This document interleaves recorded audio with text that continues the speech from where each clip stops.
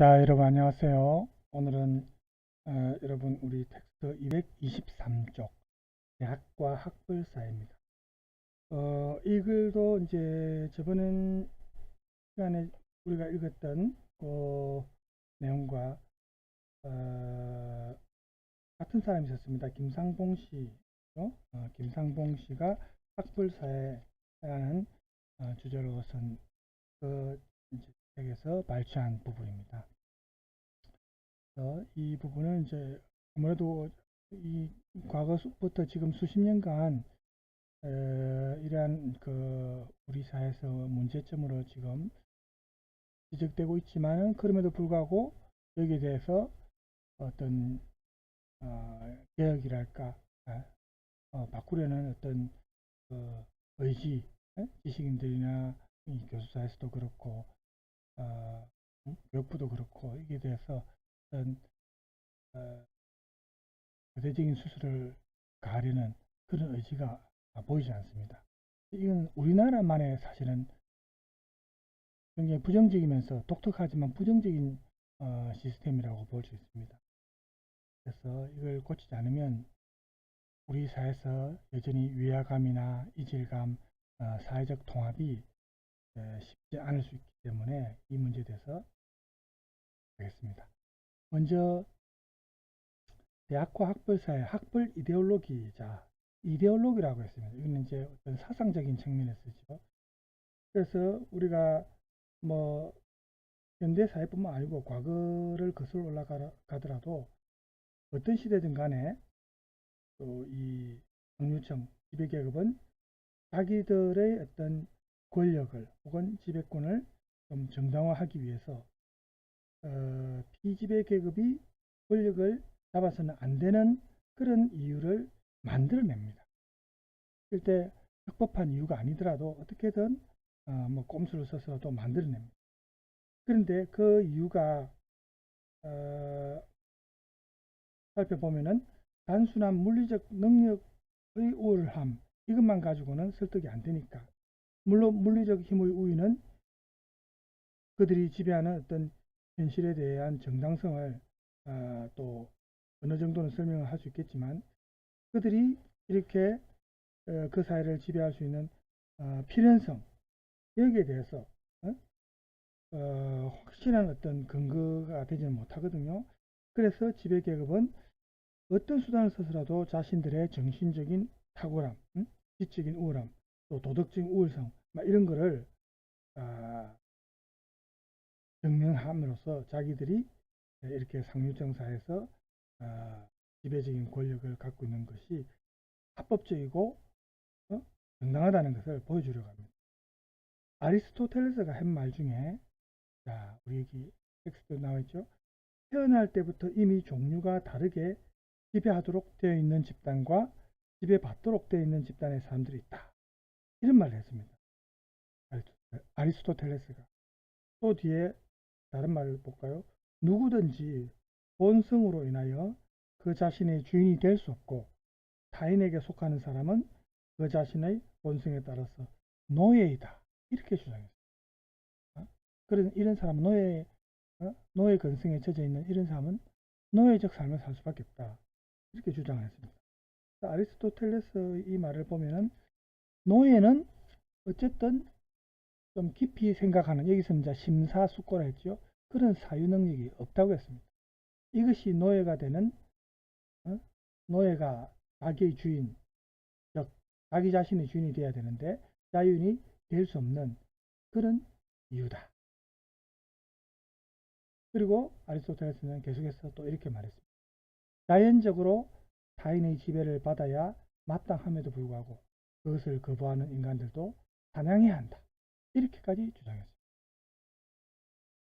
이런 식으로 아리스토텔레스가 노예 사냥을 지금 옹호하는 발언을 했죠.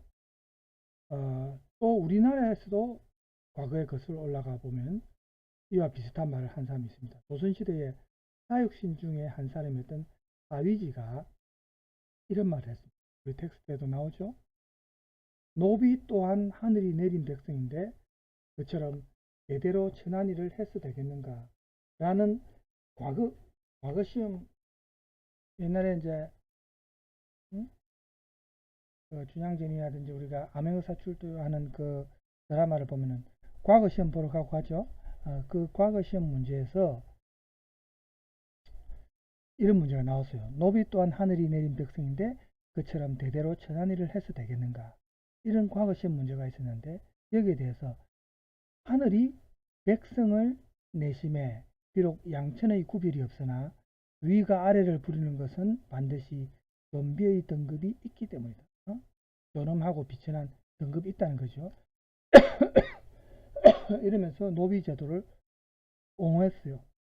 또 과거에 유명한 사람 중에 히틀러를 또 사례를 들자면 히틀러도 이 독일 민족이 원래 이제 아리안족이라거든요. 이 아리안족의 우수성을 보여줌으로써 독일 민족이 세계를 지배해야 마땅하다. 이렇게 연설에서 이런 말을 많이 하고 또 이를 보여주려고 그래서 전쟁을 일으켰죠. 또 일본 제국주의자들도 역시 우리 한반도와 관련해서 반도 결정론 등을 주장하면서 선천적으로 조선인들이 독립할 능력이 없는 민족이므로 일본의 보호가 필요하다. 이런 식으로 자기들의 식민 통치를 정당화하는 발언을 했습니다.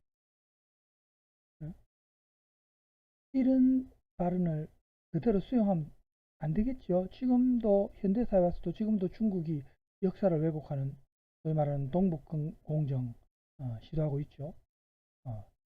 이렇게 좀 힘이 있고 땅이 넓고 힘이 있다고 해가지고 역사까지 바꾸려고 하는 이런 행태가 아직도 있다는 겁니다.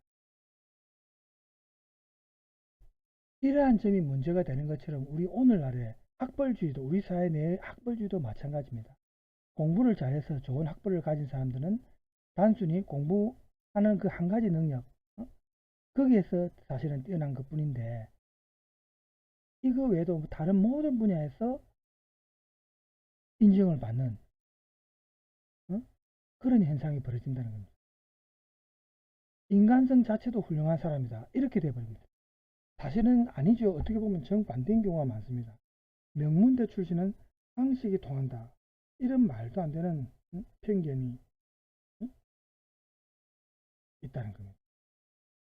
그러면 이 말은 비명문대 출신은 상식이 없단 말입니까? 말도 안 되죠. 그래서 이런 어떤 선입견, 편견, 잘못된 스테레오타입, 우리 스테레오타입에 하면 굳어진 편견, 이런 걸 말합니다.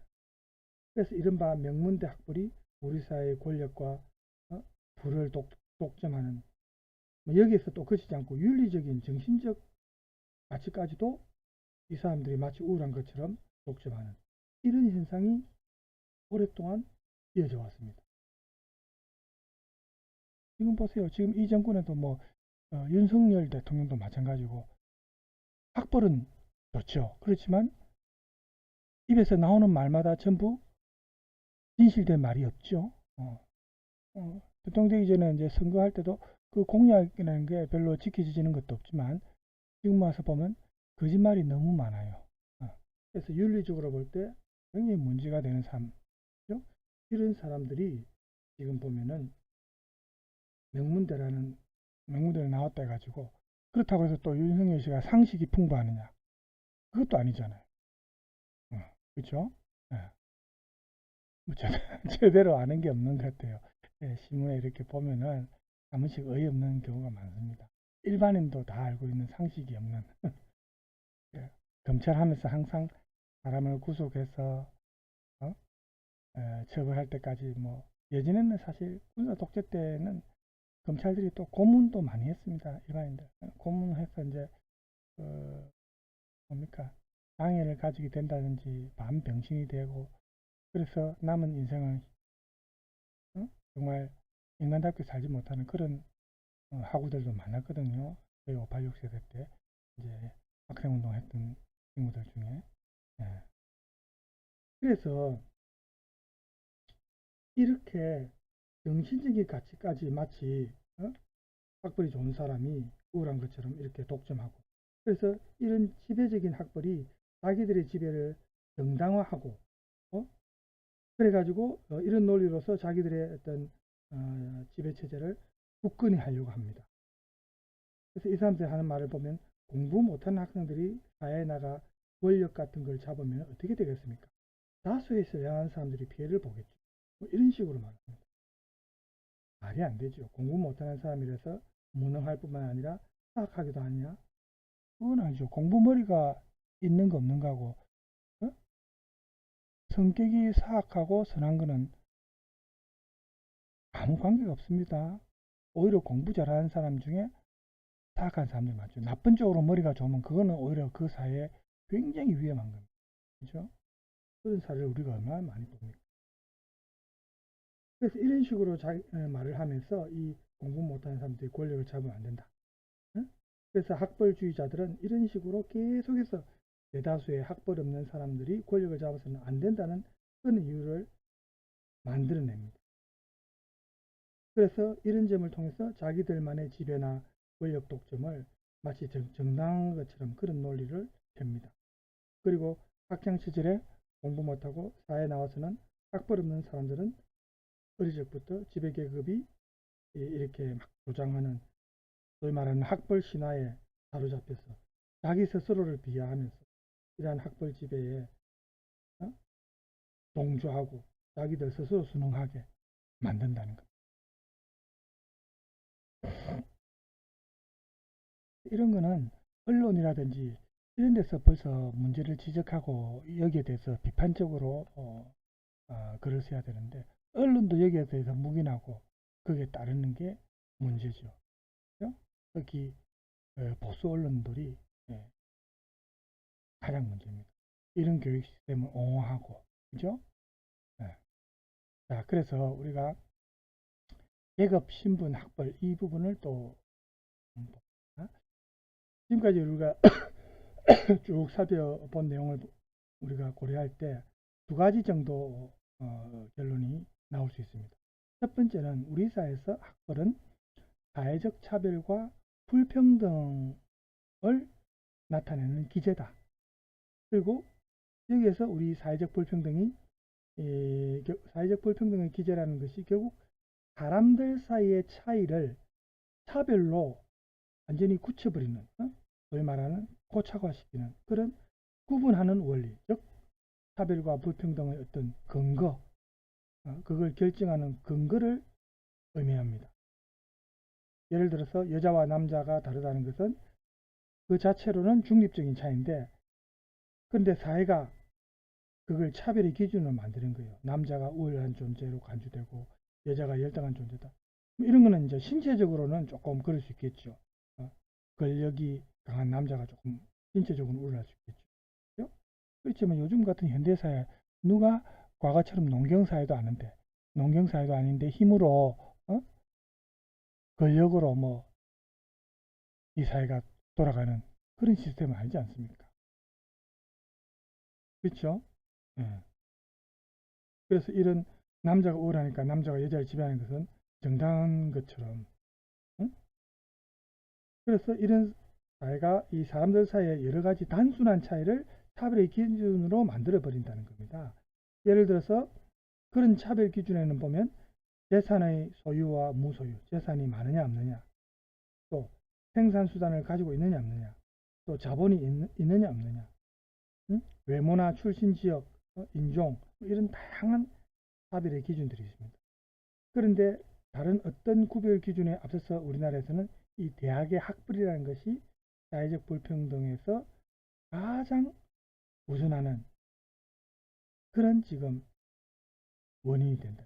이거야말로 다른 어느 나라에서도 찾아보기 어려운 우리나라만의 불평등 구조, 우리나라만이 갖고 있는 불평등 구조의 특이성입니다. 그래서 가장 문제가 된다는 겁니다. 오늘날 우리 사회를 지배하는 최고의 권력 집단은 서울대 학벌입니다. 조금 더 보태면 명문대 학벌, 우리 한국 사회를 압도적으로 지배하면서 사람들 사이의 차별과 불평등을 계속해서 만들어내는 그런 집단, 이 학벌의 정점에 서울대가 있습니다. 제 주변에도 같은 교수사에서 이 서울대 출신들이 특히 과거에 최근에는 좀 줄어들었지만 많았어요. 과거에 박사학위 없이도 서울대라는 그 졸업장 때문에 교수가 쉽게 되어서. 근데 실제로 학생들을 가르치는 걸 보면 어떤 지적인 능력이나 어떤 거기에서 별로 뛰어난 게 없어요. 오히려 그런 서울대라는 어떤 그런 어떤 자기 자신에 대한 어떤 거만한 그런 것만 남아가지고 고집이 세고 그런 사람들. 다른 교수님들과 또 좀 조화와 화합을 이룰 수 있는, 물론 안 그런 사람도 있습니다. 그렇지만 보면 그런 사람도 있고 우월의식에 사로잡혀서, 그리고 서울대 자기들 동문들 거기에는 굉장히 사람, 서울대 출신이라 하더라도 예를 들어서 뭐 어떤 지방대나 다른 대학에서 교수 일을 하고 있다. 거기에 봉급을 받고 월급을 받고 생활하면은 그 학교에 애착심을 가지고 이제 자기 남은 인생이 그 학교에서 이제 거의 남은 인생을 살게 되면은 그 학교에 대해서 더 애착을 가지고 그 학교 학생들에 대해서 가르칠 때 더 신경을 쓰고 수업에도 좀 더 학생들이 잘할 수 있도록 신경을 쓰고 이렇게 돼야 되는데, 대부분의 보면 안 그래요. 소위 말하는 스카이 출신들이 자기들 동문회나 같은 출신들 만나서 서로 어울리고 이런 거는 잘하지만 자기가 실제 몸담고 있는 직장에서 그 학교에서 학생들을 가르칠 때 마치 자기 모기처럼 열심히 하느냐? 열심히 하면 다행인데 그렇지 않은 경우가 많다는 겁니다. 그래서 사실은 그리 중요한 건 아닌데, 우리가 아직까지 이런 시스템이 계속해서 유지해 온 게 사회적인 어떤 통합에 있어서 굉장히 문제가 되는 부분입니다. 그래서 아까 뭐 말을 했지만 서울대에다가 조금 더 보태면 이제 연고대 이렇게 해가지고 여러 대학들이 학벌 서열을 이루면서 우리 한국 사회를 계층화하고 있습니다. 계층에 따라 나누고 있죠. 권력과 자본, 정신적 가치 이런 거를 서울대부터 학벌이 없는 계층까지 이렇게 차등해서 분배를 하는 겁니다. 그래서 이 학벌이 현대 한국 사회에서 계급이나 사회적 신분의 징표가 된 겁니다. 물론 이 학벌이라는 것이 엄밀하게 말하면 계급은 아닙니다. 신분도 아니고. 그렇지만 이 학벌이 사회적 불평등의 기제가 되기 때문에 그런 점에서 볼 때 우리는 이것을 사실은 계급으로 생각할 수 있죠. 그런데 이것은 한번 정해지면 다시 새로운 학벌을 얻지 않는 한은 계속해서 남은 평생을 따라다니는 계급과는 좀 다른데, 그래서 계급은 한 사회 속에서 구조화된 어떤 집단을 가리키는 카테고리, 사회적 카테고리가 계급인데, 그리고 어떤 개인이 한 계급에 속하느냐 속하지 않느냐 하는 것은 계급의 입장에서 볼 때는 조금 우연적인 요소도 있거든요. 우리가 예를 들어서 자본가 계급에서 과거에 이제 대우의 김우중이라는 회장이 자연인이 김우중이라는 이 자연인이 자본가 계급에 속하느냐 속하지 않느냐 하는 것은 계급의 입장에서는 상관이 없습니다. 마찬가지로 개인의 입장에서도 이 김우중 씨가 어떤 계급에 속하느냐 속하지 않느냐 하는 것은 고정되어 있는 것이 아니고, 어떤 사람이 지금 대기업이 만약에 소유주면 그 사람이 자본가 계급에 속하죠. 그렇지만 만약 그 사람이 완전히 파산해서 생계를 유지하기 위해 공장에서 노동해야 되는 그런 신분이 되어버리면 그 사람은 그 순간부터 노동자 계급에 속하게 된다는 거예요. 이렇게 계급과 개인의 어떤 속하느냐 속하지 않느냐 하는 귀속관계는 결국은 우연적이고 또 유동적일 수 있습니다. 변화가 있다는 거죠. 그렇지만 학벌은 어때요? 아니죠. 학벌은 평생 따라다닙니다. 특정 학벌에 대한 거기에 속하느냐 안 속하느냐 그런 관계, 귀속관계는 한번 정해지면 다른 학벌을 얻기 전까지는 계속해서 영구적입니다. 학벌이 좋든 나쁘든 간에 그것이 이렇게 개인이 변하지 않는 그런 규정, 그런 규정이기 때문에 이것은 같은 사회적 차별의 기제라 하더라도 계급보다는 오히려 신분에 가깝죠. 이런 의미에서 학벌 차별은 계급적 차별보다 훨씬 더 부정적입니다. 훨씬 더 나쁘다고 보죠. 계급과 달리 학벌은 한번 정해지면 변치 않습니다. 한번 지배학벌에 속한 사람은 영원히 그 지배학벌에 속하고 한번 낙오한 사람은 영원히 피지배 계급에 머물고, 이렇게 학벌 경쟁에는 패자 부활전이 없습니다. 다시 올라갈 기회를 주지 않는다. 20살 전후에 한 번의 경쟁에서 뒤처지면, 우리가 고3, 고1, 2, 3, 고3이면 한 18, 19, 20 요 사이죠. 그 나이대에 한 번 경쟁에서 뒤처지면 영원히 남은 인생, 이런 마치 노예 같은 낙인이 찍히는 그런 사회가 되어버린 거예요. 우리 사회가. 이런 학벌의 고정성 때문에 학벌 경쟁은 다른 나라에서는 정말 상상할 수 없을 정도로 무한 경쟁입니다. 이게 온갖 사회적 문제를 야기하고 대학 입시와 관련해서도 온갖 부정부패가 만연하게 하고, 그죠? 그래서 우리 텍스트 이제 요 관련해서 마지막 문장을 봅시다. 이렇게 학벌이 근대적 계급이라기보다는 차라리 봉건적인 신분에 더 가까운 이런 어떤 개인의 고정된 지체, 거기에 머무는 거죠. 계속 그 상태로. 그렇지만 그렇다고 해서 학벌은 개인이 타고나는 것은 아니죠. 엄밀하게 말하면 신분이라 할 수 없어요. 왜냐하면 그건 이제 자기가 공부하면서 만들어지는 거예요. 그렇죠? 그래서 굳이 학벌을 신분이라 말한다면 우리는 그것을 후천적, 타고난 선천적인 신분 아니죠. 후천적입니다. 그렇지만 요즘 사실은 이게 후천적이라 하더라도, 예를 들어서 우리가 금수저, 흑수저 얘기를 하던데, 요즘에는 흑수저로 태어나면 예전처럼 혼자 독학으로 공부해서 좋은 대학 가고 이렇게 하는 게 너무 어려워요. 금수저로 태어나면 지능이 비슷한 한에 있어서는 고액과이든 뭐 학원이든 부모의 어떤 경제적인 지원 아래 훨씬 더 유리하게 공부할 수 있는 그런 시스템입니다. 여기서 대물림이 이어진다는 거죠. 그래서 학벌이 이렇게 계급과 물론 똑같지는 않고 신분과도 똑같지는 않지요. 그렇지만 이 학벌 문제가 우리 사회에 고유한, 우리 사회에만 있는 독특한 그 불평등의 어떤 기제라는 것은 틀림없죠. 이 학벌 차별이라는 것이 어떤 시대, 어떤 사회에서도 이와 유사한 것을 찾아보기 어려운 것이 우리 한국 사회의 특별한 차별 기제다. 이게 이제 가장 큰 문제죠. 그래서 이런 학벌 차별과 함께 학력 차별도 같이 존재합니다. 사실은 학벌 차별이 사실은 가장 큰 문제지만 학력 차별 역시 이것도 문제가 됩니다. 그래서 우리가 학벌 차별이 일반적인 학력 차별과는 좀 다르다는 것을 이제 좀 짚어봐야 되겠는데, 지금까지 우리가 쭉 본 내용을 고려할 때 한국 사회에서 차별과 불평등의 장치가 되는 게 이제 학벌인데, 이 학벌이라는 것이 학력 문제와는 조금 다릅니다.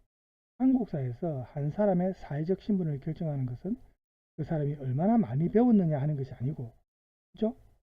아무것도 배우지 못한 것보다는 물론 초등학교라도 나온 사람이 낫겠고, 또 초등학교만 나온 사람보다는 중학교나 고등학교를 나온 사람이, 또 고등학교를 졸업한 사람보다는 대학을 나온 사람이 물론 조금 더 유리하겠죠. 하지만 학력이 사회적 신분의 지표가 되는 것은 여기까지입니다. 그 다음부터는 아까 말했다시피 학벌입니다. 학력이 아니라 학벌이 문제입니다.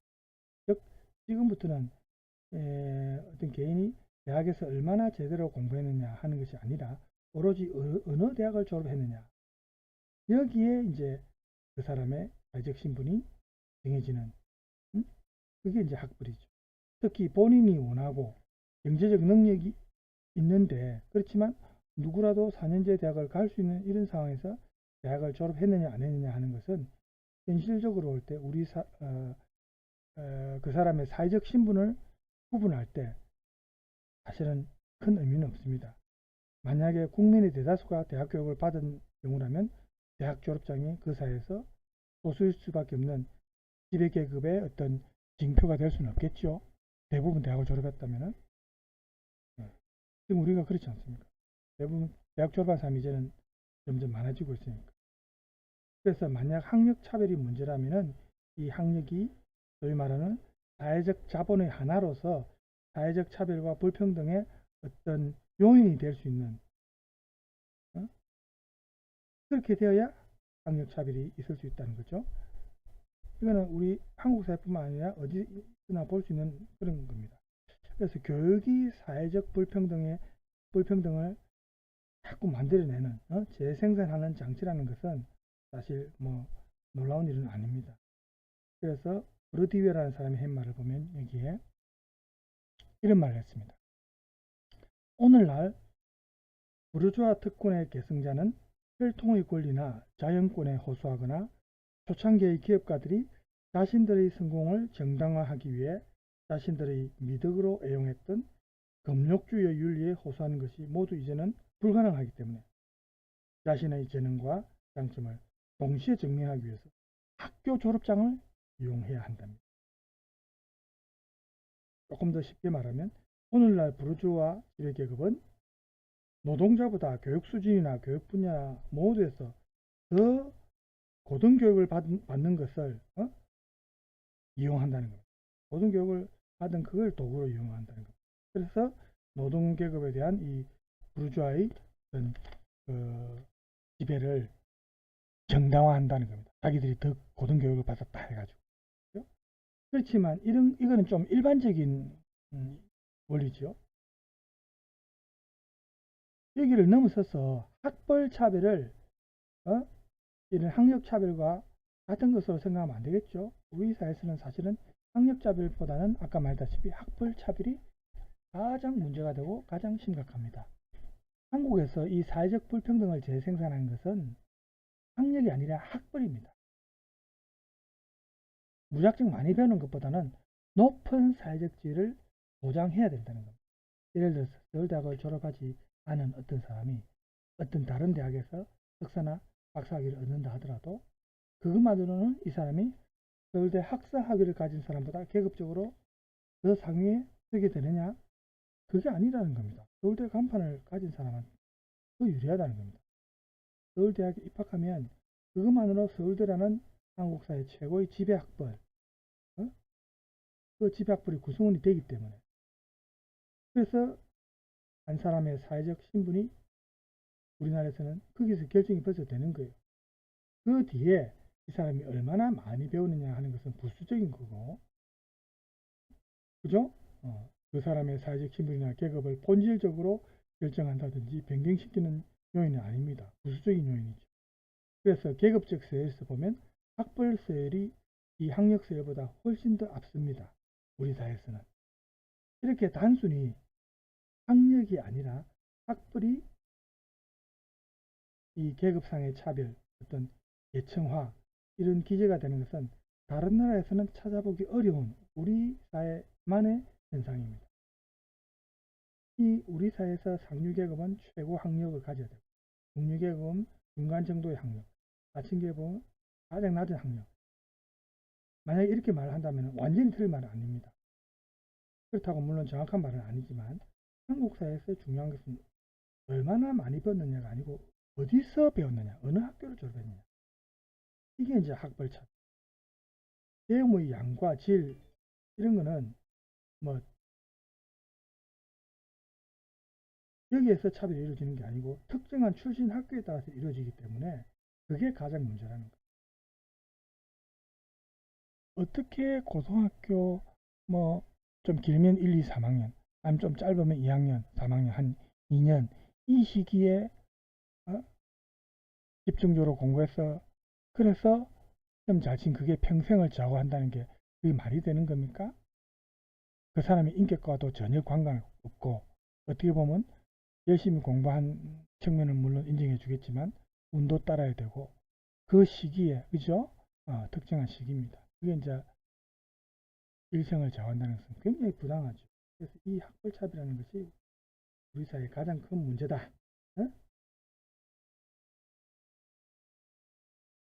그 학력차별은 거기에 비하면은 대발의 피죠. 한국에서 그 사람들 사이에 불평등한 구별짓기가 뭐 대졸이냐, 고졸이냐, 중졸이냐 이거는 물론 거기에 대해서도 뭐 차별이 있습니다만, 그게 이제 심각한 건 아니죠. 학벌 차별에 비하면요. 그죠? 자, 그래서 지금 이 글이 이제 김상봉 씨의 이제 학벌사회라는 글에서 지금 발췌한 내용이고요. 지금 시간이 어찌 됐죠?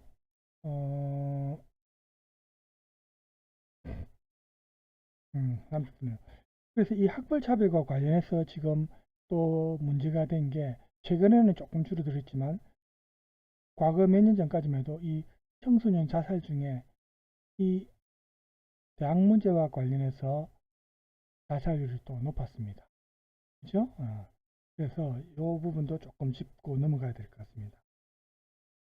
우리가 처음에 말했던 이제 죽음과 관련한 부분으로 이제 돌아갔을 때, 과연 누가 무엇 때문에 무엇이 그들을 죽게 했는가? 우리가 좀 더 근본적인 어떤 토대에서 이러한 질문에 대해 이제 답변을 할 수가 있겠죠. 이 젊은이들을 죽음으로 몰고 간 것은 결국 학벌입니다. 우리 사회 학벌이라는 것이 일부 젊은이들을, 그러니까 음모란 개구리식 사고방식이지만 그래도 그 젊은이 입장에서는 그게 전부인 거죠. 자기가 학교 다니면서 배우고 부모님한테 들은 얘기나 뭐 교사든 자기 주변에서 자기가 쭉 들어오면서 그게 하나의 목표였던 겁니다. 그게 우리가 이제 나이가 들어서 인생을 오래 살면은 시간이 지나고 나서 보면 사실은 그렇게 큰 문제가 아니지만 그 나이에 그 학생 입장에서는 그게 다예요. 그래서 우리 사회에서 만연하고 있는 이런 학벌에 의한 차등과 차별과 불평등이 이 젊은 학생들을 사실은 죽인 것이다. 이렇게 볼 수가 있고요.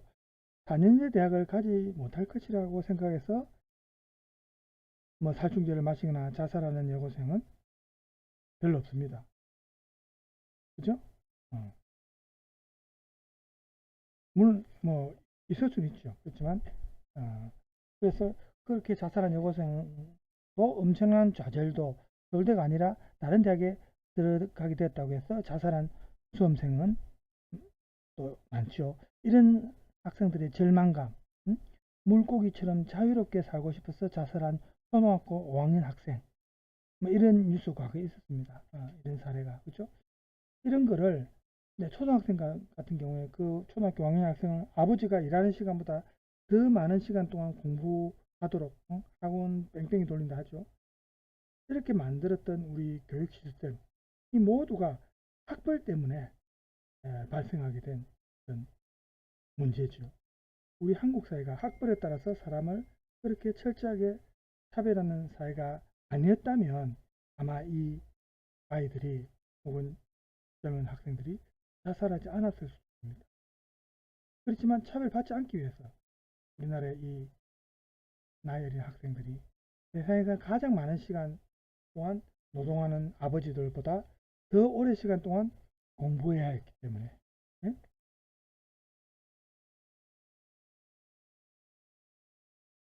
이 학생들이 아무리 열심히 또 공부한다 하더라도 마지막에 최고의 집약벌인 서울대에 입학하는 학생은 매년 수험생 가운데 0.5%밖에 되지 않는답니다. 우리 피라미드 구조에서 0.5%. 마지막에 서울대도 연고대도 지방 의대도 가지 못한 많은 열대다수 학생들은 남은 평생을 항상, 물론 그렇지 않은 학생도 있겠지만 많은 학생들이 열등감에 시달리고 또 실제 사회에 나가서 차별과 불평등을 또 겪게 되고 그렇게 살아갑니다. 바로 이 극심한 불평등이 우리 이 땅의 청소년들을 자살로 몰고 갔다는 겁니다. 이런 교육 시스템이 가장 문제라는 겁니다. 지금 이제 김상봉 씨의 학벌사회, 한길사에서 나온 책인데 거기서 이제 요 발췌했다는 부분 인용이 되어 있죠. 그래서 제가 이제 지금 이렇게 우리 수업 시간에 읽으면서 막 부연 설명도 하고 했지만은 여러분이 또 한 번 더 읽어보시고 또 학습 길라잡이에서 제가 오늘은 몇 번을 선택했냐면 2번과 3번을 선택했습니다. 먼저 2번을 보세요. 계급과 신분, 신분과 학벌. 학벌과 계급이라는 개념을 비교하여서 설명한다. 뭐 이걸 비교해서 설명하는 것은 막 간단하게 하면 됩니다. 읽은 내용에서 이렇게 비교해 본 다음에 한국 사회에서 학벌이 이야기하는 문제, 이게 이제 중요하죠. 한국 사회에서 학벌이 이야기하는 문제에 대해서 생각해요. 그럼 여러분이 이 텍스트에서 언급된 내용, 그것도 적고, 그 다음에 여러분이 인터넷이나 다른 자료에서 또 찾아보고 또 다른 문제점이 있으면 그걸 보충해도 됩니다. 그래서 2번은 과제 3으로 과제 3으로 내고 12주차 12주차 마칠 때까지 제출하시면 되겠습니다. 자, 여기 있습니까? 저도 적어놨습니다. 12주차 수업 영상 마칠 때까지 제 이메일로 386kdj@naver.com 여러분 학번과 이름을 반드시 적고 과목 이름도 적어서 보내주십시오. 그렇게 해야 구분이 되거든요. 분반도 있고 하기 때문에 1분반이냐 2분반이냐 분반이 있으면 구분을 해야 되고 학번과 이름은 반드시 적고 과목명을 적어서 보내주십시오. 자, 요 2번이 12주차 마칠 때까지고 그 다음 3번 지금 요 아래에 한 말이 부르디웨가 한 말입니다. 이 사람의 말을 근거로 해서 학력차별을 넘어 학벌차별로 강화되는 우리 한국 사회의 근본적인 문제점에 대해서 논의해보죠. 자, 이 말을 토대로 해라고 했습니다. 말을 읽어볼까요? 오늘날 부르주아 특권의 계승자는 혈통의 권리나 자연권에 호소하거나 초창기의 기업가들이 자신들의 성공을 정당화하기 위해 자신들의 미덕으로 애용했던 금욕주의 윤리에 호소하는 것이 모두 불가능하기 때문에 자신의 재능과 장점을 동시에 증명하기 위해서 학교 졸업장을 이용해야 한다. 이 말을 근거로 해서 학력차별을 넘어 학벌차별로 강화되는 우리 한국 사회의 근본적 문제점에 대해서 논의해보죠. 그럼 2번과 3번이 조금 비슷한 문제입니다만 3번은 이 브루디와의 말을 토대로 해서 제시하는 겁니다. 여러분 앞에 이제 또 과제가 제시된데 제가 두 개 하면 조금 여러분 부담될 것 같아서 3번은 제외하겠습니다. 2번만 이번에 제출하면 되겠습니다. 하나만 할게요. 요 2번을 과제 3, 세 번째 과제입니다. 과제 3으로 해서 12주차 마칠 때까지 제 이메일로 보내주시기 바랍니다. 네. 자, 오늘 수업은 진도는 이제 여기까지 나가기로 하고요. 다음 시간에는 그 지식인의 역할과 고민 이 부분을 할 차례입니다. 이제 1전편에서는 이제 2부에서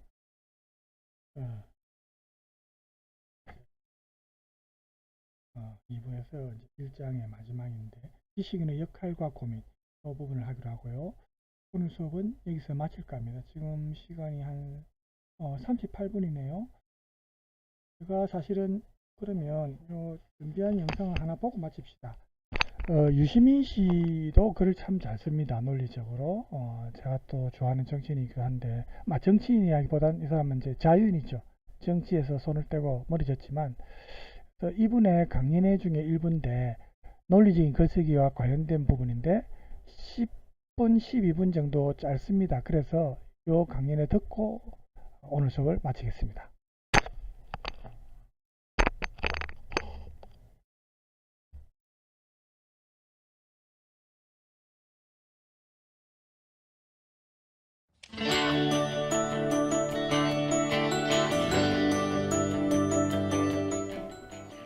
논설, 회사의 보고서나 이런 건 그렇게 쓰면 안 되는 거예요. 이렇게 쓰면. 해석의 여지를 이렇게 남겨주면 안 돼요. 이런 식으로 쓰면 망하는 거예요.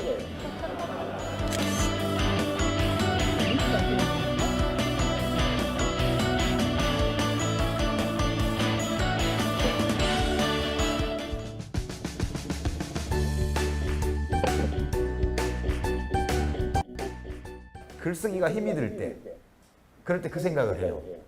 이것이 얼마나 엄청난 축복인가. 그리고 이 축복을 즐거움으로 누리지 못한다는 건 얼마나 큰 비극인가. 그런 생각을 좀 정신승리에 도움이 되시나요?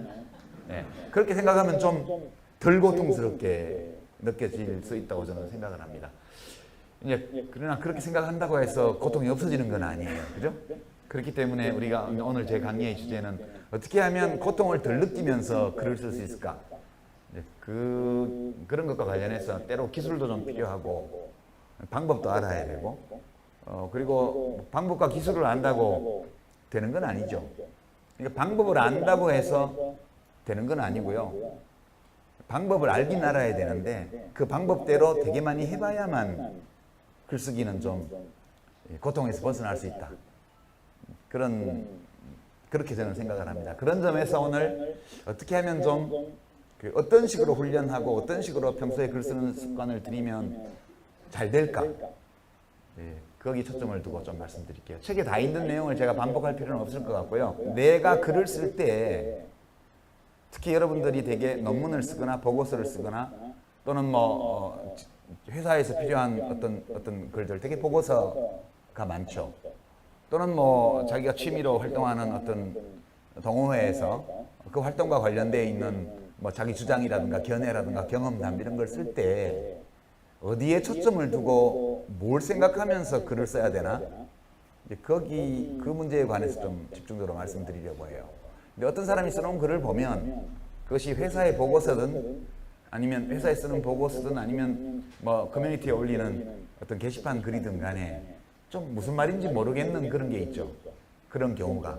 뭘 열심히 써놨는데 뭔 말인지 잘 모르겠어. 느낌이 확 다가오지를 않아. 그런 거예요. 잘 쓴 글이라 하면 첫 번째 한쪽에서는 쓴 사람이 생각한 거를 잘 담아야 돼요. 두 번째는 담는다고 해서 되는 게 아니고 어떤 언어로 어떻게 담느냐에 따라서 읽는 사람이 그것을 그대로 가져가는 경우가 있고 못 가져가는 경우가 있어요. 그러니까 내가 담으려고 하는 뜻을 정확히 담고 그리고 그것을 읽는 사람이 내가 담으려 한 뜻 그대로 그 모양 그대로 가져갈 수 있도록 글을 써주는 게 제일 잘 쓰는 거거든요. 그렇게 되다 보면 글 쓰는 게 되게 재밌어져요. 말로 하면 굉장히 좀 부정확하고 번잡하던 것도 글로 딱 정리를 해서 전달을 하면 일목요연하게 내가 말하고자 하는 것을 오해의 여지 없이 전할 수 있거든요. 글을 쓰는 사람과 글을 읽는 사람은 완전 다른 사람이에요. 완전 달라요. 사람이 우선 다를 뿐만 아니라 유전자가 다르잖아요. 우선 개성도 다르죠. 성격도 다르죠.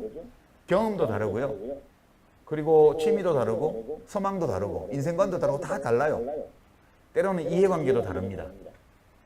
그러니까 어떤 텍스트를 읽을 때 사람들이 그것을 텍스트에 끌려가서 읽냐면 그게 아니고 자기가 그 텍스트를 해석합니다. 누구나.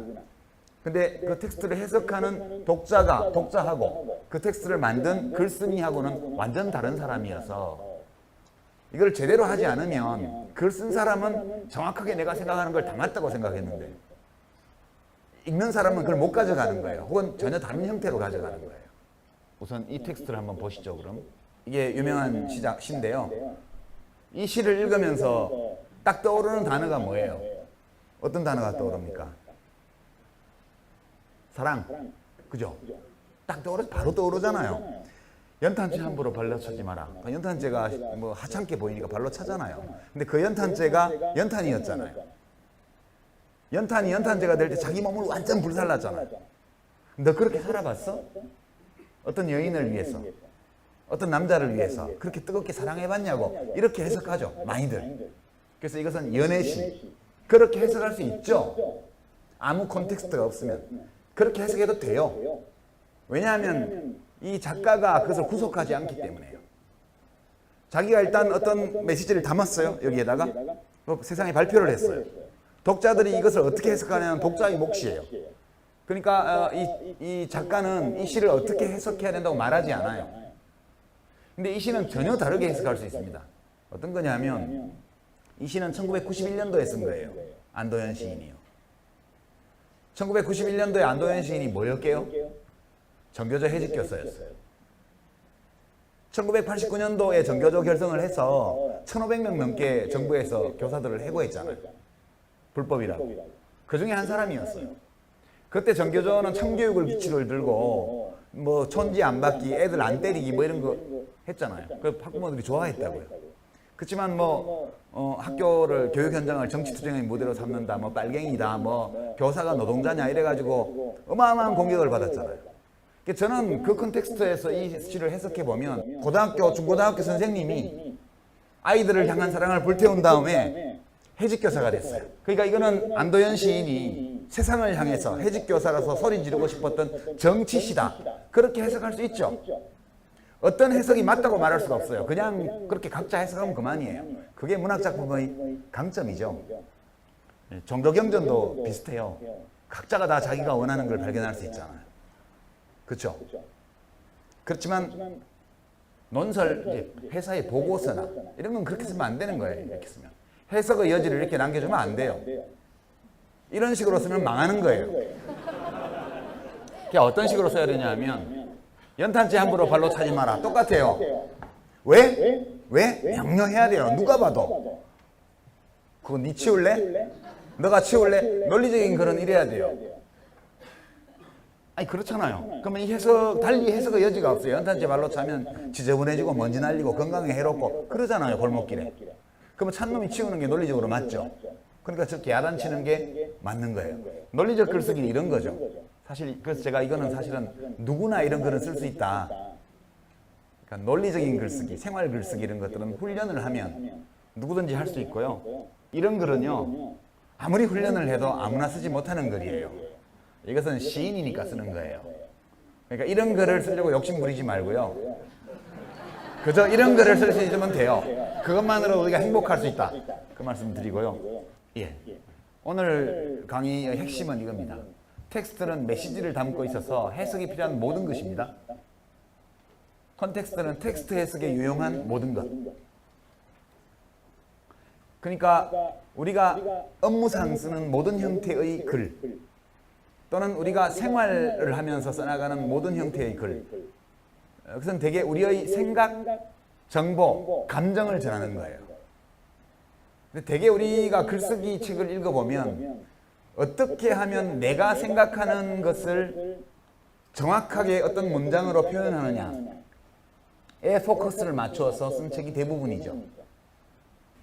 문장론 못지않게 글을 쓸 때 주의해야 될 것이 내가 제공한 이 정보, 내가 제시한 이 해석, 그리고 나의 이 주장, 판단, 이것에 읽는 사람이 이것을 우선 이해할 수 있고 이 사람이 왜 이런 생각을 했는지 이해할 수 있어야 되고, 더 나아가서 내 생각도 비슷한데 라고 공감하게 만들려면 그렇게 하는데 필요한 콘텍스트, 이게 해석에 필요한 정보를 눈에 띄지 않게 넣을 수 있으면 눈에 띄지 않게 넣고요. 그 다음에 강조하고 싶으면 도드라지게 해서 넣으라는 거죠. 데이터면 데이터, 논리면 논리, 인용이면 인용, 이런 것들 같이 넣어주라는 거예요. 이걸 잘하면 사실 문장이 좀 어눌해도요, 어색해도요, 정보가 때로 약간 부정확한 게 이제 오류가 있어도 그래도 큰 상관이 없거든요. 큰 틀에서 공감을 받아냈기 때문에. 그래서 이렇게 하다 보면 글쓰기가 어느 날 좀 재밌어지는 날이 올 거예요. 글을 쓸 때 가장 큰 고통은 내가 쓴 글이 다른 사람에게 이해받지 못할 때. 우선 이해가 안 된다 그러면 진짜 저절감이 크고요. 야, 너 무슨 말 하는지 이해하겠는데 난 동의 못해. 이렇게 나오면 좀 덜 서운하지만 그래도 화가 나요. 예? 가장 큰 좌절은 뭔 말인지 모르겠어 이거예요.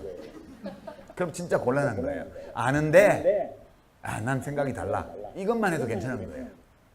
그래서 우선 상대방이 읽으면서 보고서를 보는 사람들이 뭐 무슨 말인지는 알겠어. 여기까지 일단 가고 그 다음에 말 되는데 이렇게 좀 가기 시작하면 사람들이 어떤 형태로든 당신의 글이, 당신이 만든 문자 텍스트가 사람들 사이에서 사람들이 그걸 이해할 뿐만 아니라 많은 공감을 얻고 있다는 걸 알게 돼요, 사람들이. 그럼 자기 주변에서 어떤 형태로든 그걸 느낄 수 있어요. 글쓰기에 재미를 붙이는 건 그때부터거든요. 그거 할 때까지는 노력을 좀 하긴 하셔야 돼요. 일단 어느 시점에선가 한 사람 두 사람에게라도 야, 잘 썼네? 쏙 들어오는데 여기까지 일단 반응이 오기 시작하면 그때부터는 이제 상승 국면으로 가게 됐어요. 일종의 피드백이 포지티브 피드백이라 그러죠. 이제 대먹임 현상 같은 게 있습니다. 그러다 보면 글 쓸 일이 좀 많아지고요. 또는 자기가 더 많이 쓰게 되고요. 또 더 많이 쓰게 되면 쓰게 될수록 더 잘 쓰게 돼요. 도둑질도 하면 느는데 글쓰기라도 더 안 늘겠습니까? 되게 이제 그렇게 생각하시고 처음에 그 임계점을 돌파하는 거예요. 야, 이게 깔끔하네. 정리 잘했는데 라는 얘기를 들을 때까지, 그때까지가 힘이 들어요. 실제로는 좀. 그렇지만 아무 노력 없이 거기까지 가는 사람이 없거든요. 그래서 다시 한번 말씀드리지만 연탄재 함부로 발로 차지 마라. 부서진 연탄재 네가 채울 거냐. 여기까지 쓸 수 있다면 예, 누구나 다 이거 할 수 있습니다. 그 점만 마지막으로 드리면서 되도록이면 즐거운 마음으로 예, 때로 글쓰기가 괴롭더라도 해나가시기를 응원을 보내겠습니다. 감사합니다. 유시민 씨의 강연에 우리가 잠깐 들어봤습니다. 그래서 이분이 또 같은 내용이라도 표현을 조금 더 재밌게 하면서 우리가 들을 때 덜 지루한 느낌을 주죠. 그래서 제가 준비했고요. 자, 다음 시간에는 아까 말한 대로 텍스트 231쪽부터 하겠습니다. 자, 여러분 오늘 수고 많았습니다.